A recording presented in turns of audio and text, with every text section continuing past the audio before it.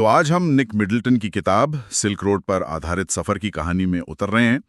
हमारे पास इसके बारे में कई स्रोत हैं, कुछ स्टडी गाइड्स हैं, अकादमिक सारांश भी हैं। हमारा मिशन है इस पूरी यात्रा के हर पहलू को समझना, परत दर परत। हाँ, और इसकी परतें खोलना ज़रूरी भी है क्योंकि ये कहानी सिर्फ किसी एडवेंचर टूर की नहीं है। इसमें शारीरिक हिम्मत की परीक्षा है, एक रूहानी खोज है और लेखक को बिल्कुल अलग-अलग लोगों और रिवाजों का भी सामना करना पड़ता है। बिल्कुल। और कहानी का नाम है सिल्क रोड।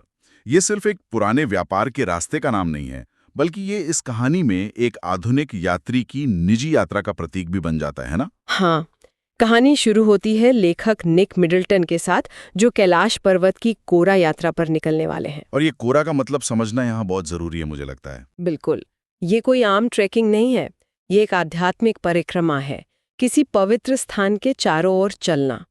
और यहाँ वो पवित्र स्थान है कैलाश पर्वत। तो लेखक सिर्फ एक एडवेंचर पर नहीं, एक रूहानी खोज पर निकल रहा है। चलिए तो इस खोज की शुरुआत करते हैं। कहानी तिब्बत के रावू नाम की एक जगह से शुरू होती है। मिडल्टन अपने गाइड सितान और दोस्त डैनियल के साथ हैं। सुबह का वक्त है, आसमान में आधा चांद और सूरज की पहली किरणों से पहाड़ की चोटियां गुलाबी हो रही हैं। बहुत ही शांत और खूबसूरत माहौल है। हाँ, लेकिन निकलने से ठीक पहले एक दिलचस्प घटना होती है। लामो नाम की एक स्थानीय महिला लेखक को तोहफे में भेड़ की खाल से बना एक लंबा कोट देती है। और ये सिर्फ ठंड से बचाने वाली कोई मामूली चीज नहीं है, ये उस इलाके के ड्रोगबा यानी चरवाहों की परंपरागत पोशाक है। ये एक तरह से लेखक का उस संस्कृति से पहला सीधा जुड़ाव था। और उनके गाइड सतेन ने मजाक भी किया था, है ना, कि अब आप एक असली ड्रोगबा लग रहे हैं। हाँ, तो एक तरफ दोस्ती मजाक है और दूसरी तरफ आगे आने वाले सफर का रोमांच। तेत्सियन उन्हें बताता है कि वो एक शॉर्टकट लेंगे जो सीधा कैलाश की तरफ जाएगा, लेकिन उस रास्ते पर ऊंचे पहाड़ी दर्रे हैं जहां बर्फ मिल सकती है। यहीं से असली एडवेंचर का मीटर चालू हो जाता है। और जैसे ही वो आगे बढ़ते हैं, नज़ारा पूरी तरह बदल जाता है। राऊ की छोटी घुमावदार पहाड़ियों के बाद अचानक से विशाल खुले मैदान आ जाते हैं। दूर दूर तक सूखे चरागाह फैले हुए हैं और वहां क्यांग नाम के जंगली गधों के झुंड दौड़ रहे हैं। हाँ, लेखक ने उनका जिक्र बड़े अच्छे से किया है। वो लिखते हैं कि गधे ऐसे धूल उड़ाते हुए दौड़ रहे थे मानो कोई फौज की टुकड़ी एक साथ अभ्यास कर रही हो। एक साथ मुड़ना, एक साथ दिशा बदलना, उस वीरान जगह में ये देखना भी एक अलग ही अनुभव रहा होगा। सब कुछ बड़ा शांत और सुंदर लग रहा था। लगता तो है, लेकिन तिब्बत का खुला मैदान जितना खूबसूरत है, उतना ही खतरनाक भी हो सकता है। और ये खतरा उन्हें जल्द ही देखने को मिला जब उनका सामना हुआ तिब्बती मास्टिफ कुत्तों से। माने जाते हैं ना, बहुत ज्यादा। ये ड्रोगबा के तंबुओं की रखवाली करते हैं और किसी भी अजनबी को देखकर पागल हो जाते हैं। लेखक ने लिखा है कि वो राक्षसी बालों वाले और रात से भी ज्यादा काले थे। बाप रे। वो बिना किसी डर के उनकी गाड़ी पर बंदूक की गोली की तरह झपटते थे और करीब 100 मीटर तक भौंकते हुए पीछा करते थे। गाड़ी के अंदर भी डर लगे, ऐसी स्थिति थी। लेकिन एक मिनट, क्या इन कुत्तों का कोई कनेक्शन सिल्क रोड से भी है? मुझे याद आ रहा है कि स्रोतों में कुछ ऐसा जिक्र था। सही पकड़ा। यही तो इस कहानी की सबसे दिलचस्प परतों में से एक है। पुराने जमाने में इन्हीं तिब्बती मास्टिफ कुत्तों को सिल्क रोड के जरिए तिब्बत से चीन के शाही दरबारों में भेजा जाता था। अच्छा। हाँ, वहां वे शिकार करने वाले कुत्तों के तौर पर बहुत मशहूर थे। कमाल है। मतलब लेखक अनजाने में इतिहास के एक ऐसे जिंदा हिस्से से टकरा गया था जो सीधे इस कहानी के शीर्षक से जुड़ा है। ये सिर्फ एक मुश्किल सफर नहीं था, बल्कि वो इतिहास की गलियों से भी गुजर रहे थे। बिल्कुल। और अब वो इतिहास के साथ साथ भूगोल की चुनौतियों का भी सामना करने वाले थे। जैसे जैसे गाड़ी ऊपर चढ़ने लगी, मुश्किलें बढ़ने लगी। लगभग 5210 मीटर की ऊंचाई पर लेखक का सिर जोर से दुखने लगा और दबाव की वजह से कान बंद हो गए। तो मतलब ऊंचाई का असर दिखने लगा था। हाँ। रास्ता भी खराब होता जा रहा था। पत्थरों पर फिसलन वाली काई जमी हुई थी और फिर तो हद ही हो गई जब रास्ता बर्फ की एक मोटी चादर ने रोक दिया। हाँ, वो करीब 15 मीटर का एक पैच था। बहुत गहरा नहीं, लेकिन इतना खतरनाक कि अगर टायर जरा सा भी फिसला तो गाड़ी सीधी खाई में जाती। तो यहाँ पर उनके गाइड सेतन का अनुभव काम आया होगा। बिल्कुल। उसने क्या किया? वो गाड़ी से उतरा, बर्फ पर मुट्ठी भर भर के मिट्टी फेंकी ताकि टायरों को पकड़ मिल सके। और उसने लेखक और डैनियल को भी गाड़ी से उतरने को कहा ताकि गाड़ी का वजन थोड़ा कम हो जाए। मतलब पूरी टीम ने मिलकर काम किया। हाँ, पूरी टीम मिलकर उस मुश्किल से निकली। और आखिरकार वो 5,515 मीटर की ऊंचाई पर दर्रे के शिखर पर पहुंच गए। और वहां का नजारा कैसा था? वहां पत्थरों का एक बड़ा ढेर था जिसे सफेद रेशमी स्कार्फ और रंग-बिरंगी प्रार्थना की झंडियों से सजाया गया था। ये उस मुश्किल चढ़ाई के बाद एक आध्यात्मिक सुकून देने वाला नजारा था। अच्छा, और यहीं पर एक और मजेदार वैज्ञानिक घटना हुई। कौन सी? जब सेतिल ने गाड़ी के पेट्रोल टैंक का ढक्कन खोला तो उसमें से हिस की एक जोरदार आवाज आई। हिस की आवाज पेट्रोल टैंक से? हाँ, ऐसा इसलिए हुआ क्योंकि इतनी ऊंचाई पर हवा का दबाव बहुत कम होता है, जिससे पेट्रोल तेजी से भाप बनने लगता है। वाह, ये सुनने में छोटी सी बात लगती है, पर ये असल में बताती हैं कि वे कितनी ज्यादा ऊंचाई पर थे। मतलब हवा का दबाव इतना कम था कि पेट्रोल लगभग उबलने जैसा हो रहा था। प्रकृति हर पल उन्हें याद दिला रही थी कि यहाँ इंसानों का राज नहीं चलता। सही कहा। तो इस मुश्किल दर्रे को पार करने के बाद वे दोपहर तक होर नाम के एक छोटे से कस्बे में पहुंचे। तो मतलब उन्होंने सबसे मुश्किल चढ़ाई पार कर ली थी। इसके बाद तो सब कुछ आसान और खूबसूरत होना चाहिए था ना? है ना? लेकिन कहानी में ट्विस्ट यहीं से शुरू होता है। बिल्कुल। वे होर नाम के कस्बे में पहुंचते हैं जो पवित्र मानसरोवर झील के किनारे है, और वहां का नजारा उनकी उम्मीदों पर पानी फेर देता है। बिल्कुल। लेखक को वो जगह बहुत ही निराशाजनक लगी। उन्होंने लिखा है कि वो एक बदनुमा, दयनीय जगह थी। कोई हरियाली नहीं, बस चारों तरफ धूल, चट्टाने और कूड़े के ढेर। मतलब जिन पुरानी कहानियों में मानसरोवर झील को स्वर्ग जैसा बताया गया था, असलियत में वो एक कूड़े के ढेर जैसी जगह निकली। ये तो किसी भी यात्री के लिए बहुत बड़ा झटका होगा। जाहिर है, और ये इस यात्रा का एक बड़ा थीम है, उम्मीद और हकीकत के बीच का टकराव।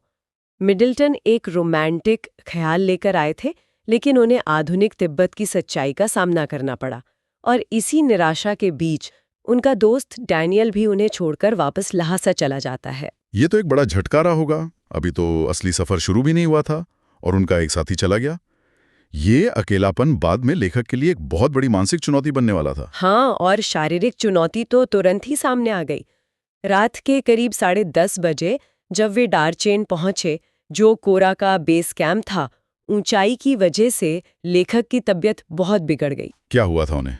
उनकी एक नाक पूरी तरह से बंद हो गई थी, वो सांस नहीं ले पा रहे थे। छाती में बहुत भारीपन महसूस हो रहा था, और वो इतने डर गए थे कि उन्हें लगा कि अगर वो सो गए तो शायद दोबारा कभी नहीं उठेंगे। बाप रे। वो पूरी रात लगभग बैठे बैठे ही गुजार देते हैं। ये तो बहुत ही डरावना अनुभव है। मतलब आप दुनिया की सबसे पवित्र जगहों में से एक पर हैं और आपको अपनी जान का खतरा महसूस हो रहा है। अगली सुबह सैतन उन्हें डार्चेन के मेडिकल कॉलेज ले गया। वो जगह भी किसी मठ जैसी दिख रही थी। डॉक्टर ने कोई सफेद कोट नहीं पहना था, बल्कि एक मोटा पुलोवर और ऊनी टोपी पहनी हुई थी। अच्छा।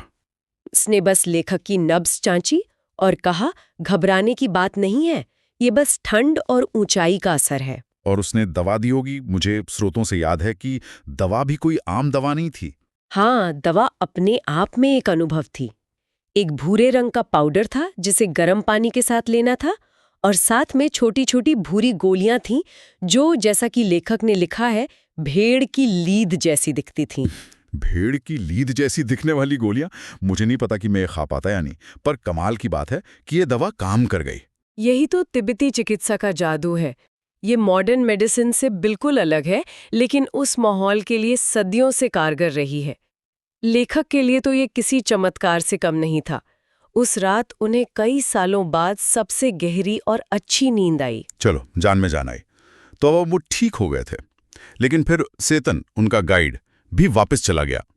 जाने से पहले उसने एक बहुत अजीब बात कही थी, है ना? हाँ, ये एक बहुत ही यादगार पल है।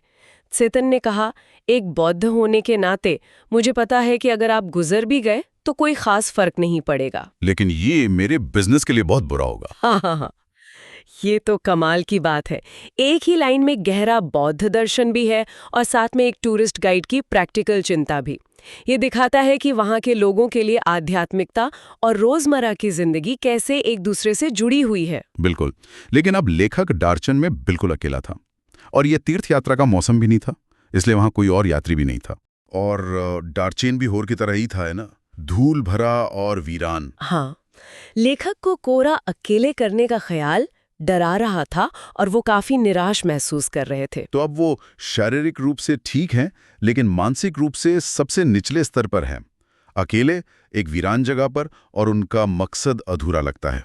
और जब सारी उम्मीदें खत्म हो रही थीं, तभी कहानी में एक नया मोड़ आता है। सही कहा। डार्चिन के इकलौते कैफे में उदास बैठे हुए लेखक की मुलाकात होती है नूरबू से। नूरबू? नूरबू एक मोटा ताजा तिब्बती था जो बीजिंग में एक अकेडमी में काम करता था। वो अंग्रेजी बोल सकता था और उसने लेखक को एक अंग्रेजी किताब पढ़ते देखा तो खुद ही बात करने आ गया। ये मुलाकात बहुत जरूरी थी। क्या पता चला नूरबू के बारे में? पता चला कि नूरबू भी कोरा करने ही आया है, लेकिन वो कोई पारंपरिक तीर्थयात्री नहीं था। वो एक शिक्षाविद था जिसने कैलाश और कोरा के बारे में बहुत कुछ लिखा और पढ़ा था, लेकिन इसे कभी असल में किया नहीं था। ये तो एकदम परफेक्ट साथी मिल गया। मतलब वो भी एक तरह से बाहरी ही था, पारंपरिक तीर्थयात्रियों की भीड़ से अलग। हाँ, और उसने मजाक में ये भी माना कि उसका पेट बहुत बड़ा है और वो इस यात्रा के लिए शारीरिक रूप से बिल्कुल तैयार नहीं है, लेकिन उसका उत्साह देखने लायक था। तो दोनों ही अकादमिक पृष्ठभूमि से थे, दोनों के लिए पहला अनुभव था, और दोनों ही थोड़े अनफिट थे। वे एक दूसरे के लिए एकदम सही साथी थे। बिल्कुल। तो लेखक की जो सकारात्मक सोच की रणनीति थी, वो आखिरकार काम कर गई। उनका अकेलापन खत्म हो गया, निराशा दूर हो गई, और सफर का मकसद फिर से जिंदा हो गया। हाँ, उन्होंने साथ मिलकर यात्रा पूरी करने का फैसला किया, शायद सामान ढोने के लिए कुछ याक किराए पर लेकर। और कहानी इसी उम्मीद भरी मुलाकात पर खत्म हो जाती है, कोरा शुरू होने से ठीक पहले। तो ये सफर सिर्फ पहाड़ों पर चढ़ना या एक जगह से दूसरी जगह जाना नहीं है। ये उम्मीद और निराशा, हकीकत और कल्पना के बीच का सफर है। सही कहा। ये यात्रा हमें दिखाती है कि असल चुनौती सिर्फ बर्फीले रास्ते या ऊंचाई नहीं है, बल्कि अकेलापन और शक भी है। और कभी-कभी मदद उन जगहों से आती है जहां से आप उसकी बिल्कुल उम्मीद नहीं करते। और यात्रा का असली मतलब सिर्फ मंजिल तक पहुंचना नहीं, बल्कि रास्ते में मिलने वाले अनुभव और लोग भी होते हैं। तेतन जैसा भरोसेमंद गाइड, लामो जैसी दयालु महिला, और अंत में नोरबू जैसा एक अप्रत्याशित दोस्त, ये सब मिलकर ही उस यात्रा को पूरा करते हैं। और कहानी हमें एक बहुत ही दिलचस्प मोड़ पर छोड़ देती है। कोरा तो अभी शुरू होना बाकी है। ये हमें सोचने पर मजबूर करती है, इन दो बिल्कुल अलग तरह के साथियों की आगे की यात्रा कैसी रही होगी। एक पश्चिमी भूगोलवेत्ता जो हर मुश्किल के लिए तैयार है, और एक उत्साही लेकिन अनुभवहीन तिब्बती शिक्षाविद जिसका पेट भी साथ नहीं दे रहा।